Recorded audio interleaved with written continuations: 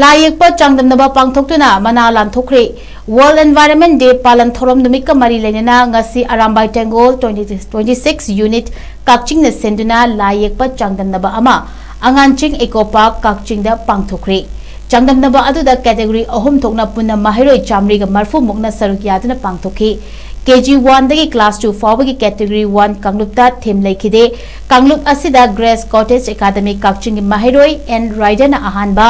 Mary Immaculate Catholic School Kakching mahiroi nongdambana anishuba Victory High School Kakching mahiroi Tomthin Salamna ahum shuba takhi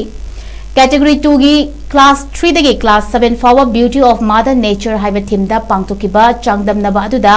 Martin Grammar English School Kakching mahiroi N Aryavatana ahanba Grace Cottage Academy Kakching mahiroi Eunice Yengkhomna anishuba amadi JNV Umathil gi mahiroi Murangthe Malemna ahum shuba takhi loinena class 8 dagi class 12 fawagi Ecological Harmony haiba theme da pangthokiba Changdamnaba aduda Grace Cottage Academy Kakching mahiroi M Lanchenbana ahanba School Simaki Murangthem Tolen amadi S Chalambana anishuba amasung ahum shuba takhi